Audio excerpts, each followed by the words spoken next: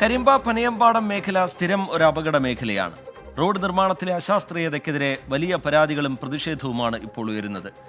ഈ നാട്ടുകാരുടെ പ്രദേശവാസികളുടെ പ്രതിഷേധത്തിന് പിന്നാലെയാണ് ഇന്ന് കളക്ട്രേറ്റിൽ യോഗം ചേർന്നത്. സുപ്രധാനമായ ചില തീരുമാനങ്ങൾ ഉണ്ടാവുന്നുണ്ട്, അത് നടപ്പിലാവുന്നുണ്ട് എന്നുള്ള കാര്യം കൂടി മന്ത്രിമാരും ജില്ലാ ഭരണകൂടവും ഒക്കെ ഉറപ്പുവരുത്തേണ്ടത് അനിവാര്യവുമാണ്.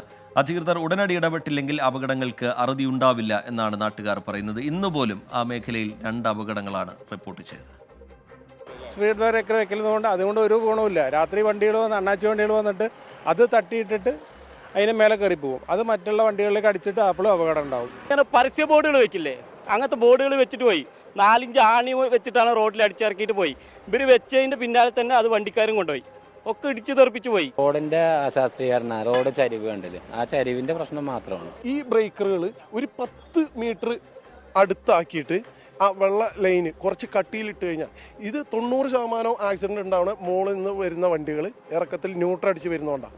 90% വണ്ടി ആക്സിഡന്റ് ഉണ്ടായത് ന്യൂട്രൽ വന്നിട്ടാണ്. ഡിവൈഡർ പറഞ്ഞാൽ സാധാരണ ഒരു ആംഗിളോ കമ്പി വെച്ചിട്ട് വെക്കുന്ന ഡിവൈഡർ അല്ല, നല്ല കോൺക്രീറ്റ് ഡിവൈഡർ വെക്കുക, എന്നിട്ട് 1 വേ സിസ്റ്റം ഉണ്ടാക്കുക. അങ്ങനെ സിസ്റ്റം ഉണ്ടാക്കി കഴിഞ്ഞാൽ ഒരു പരിധിക്ക് നമുക്ക് അപകടം കുറയ്ക്കാൻ കഴിയും.